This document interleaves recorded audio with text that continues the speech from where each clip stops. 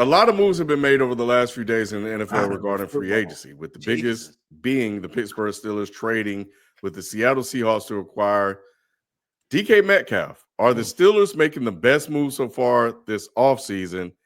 And any other free agency moves that may have caught your attention outside of Pittsburgh? So real quick, you have Devontae Adams going to the Rams. Deebo Samuel is going to Washington. The Bears signing offensive lineman.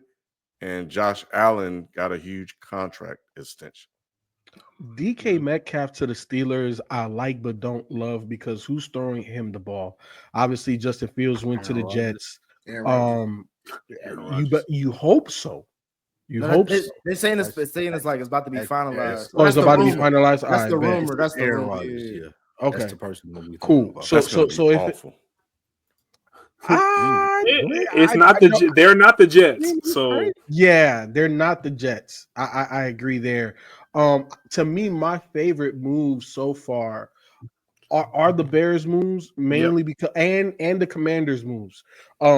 Because they're both addressing the things that kind of held them back. When we look at the Bears, it started with Ben Johnson getting an offensive-minded coach there in that organization that has some level of success, right, which he had with the Detroit Lions. And we're seeing the immediate impact of that. He's building that O-line, arguably one of the best guards in Joe Thuney that they went and traded for. The other right guard from the Rams that they went and go traded for that has history with Ben Johnson and them. And then they went and got a center. You know what I'm saying? I think they're okay at tackle, but now the interior of that line is solidified. You look at what the Commanders have done. They went and traded, I don't know what the hell the Texans is doing, but for Laramie Tunsil, you're saying a 5-time Pro Bowler at left tackle. You know what I'm saying? All pro guy. You went and got him Debo. You went and made a trade for Marshawn Lattimore. Yeah, like, hey, the Commanders is like, right now is the time to spend that money because we got a rookie scale QB. So to me, those are the two teams that are winning the most. I feel like the majority of the other moves are just really ancillary moves. It's like, okay, like the Seahawks getting Darnold over Geno. Like, okay, like does that move the needle at all? DK, does it really move the needle like that? You know, like it makes their offense a little better. I feel like they can't be worse with DK Metcalf, and it has to make George Pickens more dangerous because you can't just key in on him. Have you heard, Q, that there's talks of like they're possibly people are not looking at them as a pairing. They're looking at they may move off of George Pickens. If they did, I would understand, but I also feel like you got to give it 1 year. Because this is a contract. This is a contract year for Pickens. Yeah, it's a contract year, and you might get the best out of it because if all you're going to do is be replicating the same things that's been happening to Pickens, is you're allowing guys to key in on him only on defense because no one else is a threat. And then if you trade Pickens, that's all just going to go to DK, where it's like, hey, everyone eyes on DK, shut everybody else down. But I don't really believe in that philosophy because you look at DK's numbers. DK isn't necessarily a chain mover.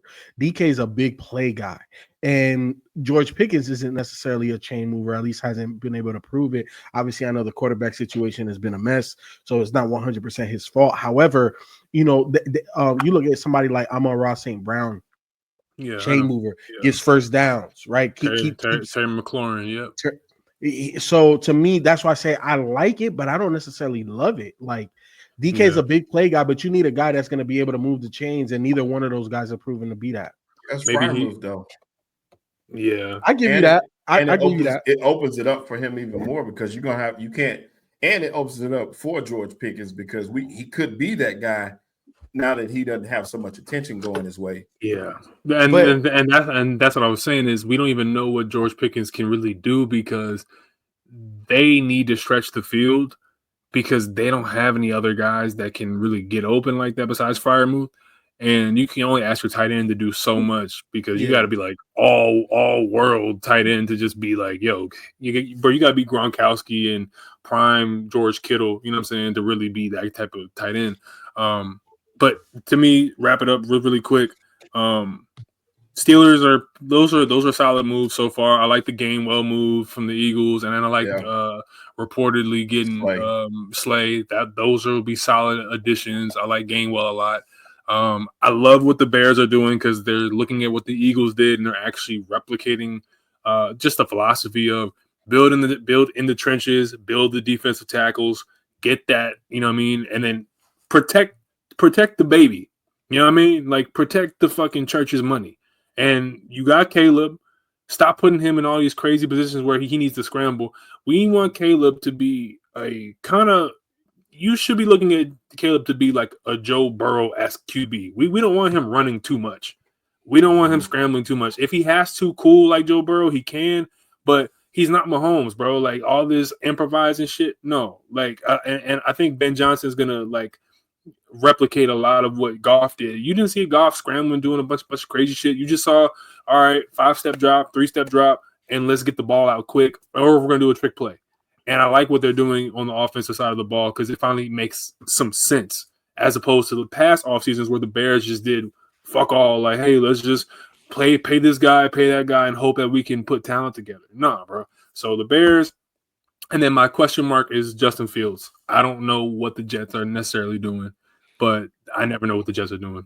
I don't know why, Shelton, but I'm optimistic about the Jets. I am too. I don't know why, because I like them getting. Y'all have no like. There is no history that backs that. I have no reason. I have no reason. The only reason. Go ahead. No, the only reason I was going to say I have it, and I thought you were going to say the same thing, is because it pairs him back with Garrett. Well, yeah, that's I was Ohio that was State like connection. That was my thing, but it was also more of like with the Jets, it's like they still need to me. I know Manny disagreed with me in the chat, but I still think they need to address their I think 25 teams need to address their offensive line. So this is nothing new, but I do by getting Fields, you don't have to necessarily rely on a good to great offensive line because he can scramble and he could do some things. But also, and then he also helps Breece Hall, get his stats up too, because now you have a dual threat offense. But I look at it also, of course, the connection with Garrett Wilson is great. But they got the 7th pick. So to me, they could either double down on offense or O-lineman, but they could get that kid from Arizona, the wide receiver, pairing with Garrett Wilson. I think that would make things a little bit better. I think you know what, Nick? You know what, Nick? You talking about the 7th pick. I'm just thinking about Debo and Friday. What you finna do with that, nigga? What the fuck? They get a top 10 pick every fucking year. It don't mean shit. I'm just saying this is a new regime. We could have said the same. That nigga is doomed. Let's stop. Like let's stop, bro. That nigga is doomed. The head coach, he is fucked, bro. It's over. It's done, bro. He's not. They're not going to win. It's over. The best chance for success for Justin Fields was to stay in Pittsburgh. Now I'm going to New York, and all these eyes going to be on me, and they expecting me to do well. And then Luke, not going to be able to do it. Salute to that point. Even if it is another year of a dumpster fire for the Jets, they're gonna get a top 5 pick next year, and they're gonna fire Aaron Glenn, and we're gonna be talking about who should be the coach of the Jets next year. They're not gonna fire Aaron Glenn. Aaron Glenn is done in 2 years. You can they're gonna get a top. They're gonna get a top 8, top 5 pick, and they're gonna get Arch Manning coming out of Texas. Remember Todd Bowles was supposed to stay the Jets. This is a huge mistake taking Justin Fields for their quarterback this year. Bro, it's a cheap deal. Who should have they gotten then? Yeah. Lou always do this. No. You don't even answer because he gonna say some goofy shit, FIFO. Because anytime he always say like, oh, you should have. This is a horrible QB, and then you ask him who should have gotten. He gonna say some dumb shit like Daniel Jones. Who should have? No, but it should have been Daniel Jones. No. Who should they have gotten? They should have tried to go after somebody who was more established than Justin Fields. Like who? They should have got Daniel Jones for that 1 year deal. Russell Wilson. You tell me, Russell Wilson. Kirk Cousins is out there. They could have. Kirk Cousins is out there. Aaron Rodgers. Oh, if you're the Jets, they already had A-Rod. What you talking about? If you're the Jets, if you're the Jets, you just want to be a normal team. Like you just want to be normal. Justin Fields gives them a low risk, high reward situation. They didn't pay him crazy money, right? Like all of these quarterbacks making $50-60 million a year. You're paying this dude a guaranteed $25 million. Guaranteed. I'm just right. It's a 1 year deal. Guaranteed 30, I think. It's still guaranteed 30, 40, so that's 15 a year. That's peanuts in the quarterback market. That's number one. He's 26. That's number two. Number three, he does have a relationship with Garrett Wilson. Number four, if they make an RPO run-based quarterback offense with a defensive head coach with a good running back behind them, all I'm saying is obviously this is going to look way different than what we've seen in years past, and you could win games like this. Nobody is penciling them in to go win the AFC East, to go win the AFC, or to even compete. What they need to look like is not a dumpster fire that they've been for the last 10 years. That's fair. You know That's that fair. they have the longest stretch of not making the playoffs. I agree with that. I just That's don't. Fair. I just at least don't we can throw some money at this dude and try to make this work. I agree with what FIFO's saying right there. Mm-hmm. I don't see that in the sense of, I mean, yes, I agree with the principle of what you should want to do if you're the Jets, but like this is a move that I don't really understand because what are we looking at here? So we have a 2-year deal, $30 million guaranteed. Are we hoping to win 6 games this year? Yeah. Okay. So we win 6 games this year, and then next year when we win 6 more games, quarterback. You drafting a quarterback. See, and that's why I feel like people just go get Daniel Jones and be terrible. Nah. Because what's the point of saying no? What's the point of saying that? Oh, let's go get Justin Fields, even though we know we're gonna be bad. You should be trying to get a quarterback that you either know you're gonna be bad or you're trying to be good. Because Justin Fields gives you the opportunity to surprise people. With Daniel Jones, we know that man. He's a burger in a trash can, bro. We know what that is. We know he's trash. He had an offensive-minded head coach, quarterback whisperer, was decent for 1 year and regressed all the way back to even worse than what he was before Dayball got there. That's the truth about Daniel Jones. That's number one. So you bring him to the Jets and keep him in the same New York media. There is no progression there. With Justin Fields, you get him arguably for cheaper because I want to say, didn't Daniel Jones sign for like $14 million 1 year? 1 year, 14. Yeah. So you're paying $1 more million for Justin Fields that's younger and has more potential because he has the legs. That Daniel Jones, and I'm not saying Daniel Jones ain't got legs. He was 4-2 in Pittsburgh when he started. And all I'm saying is the defense was the main reason why they were 4-2. If Mike Tomlin is quitting on you as a QB, I just don't think it bodes first of all, for your strategy. I'm glad you brought up Mike Tomlin, Q, because for one, let's not talk about Mike Tomlin like he builds up any kind of QB because we see he hasn't. I.e., Kenny. I'm just saying, believe in you. He believed in Mason Rudolph. He believed in Russell Wilson. How that turned out to be. I mean, they won enough games to get to the playoffs. Clearly, oh really? How that go? I mean, they didn't win the Super Bowl, but only one team did. Shout out. But you know what I'm saying. Yeah, exactly, so the whole thing is about if you're the Jets, what's your philosophy here? So we're going to be terrible to draft another QB. Just be terrible now. Like this is what I call fake philosophy. Like this don't even make sense. If you're gonna be ass, just be ass. Like why are you signing a guy? He gonna have that. Come on, bro. Just be terrible. He gonna have that Sam Darnold, Baker Mayfield turnaround. What? That's what I'm trying to say. Like people thought Sam Darnold going to the Vikings. They said that team was gonna be ass. You see how anything can happen in football. But it's the Jets, bro. What are we talking about? It's the Jets. And Justin Fields. It's the Jets, bro. This is like we're not talking about the Vikings who have a history of playoff success. Before we move on, I got one question for you. Aaron Rodgers, DK Metcalf, and George Pickens. Man, how many games right now? Just right now, how many games you got the Steelers with? You might well bring Antonio Brown back. Just make all. Is Mike 14? 14. The Steelers thrive.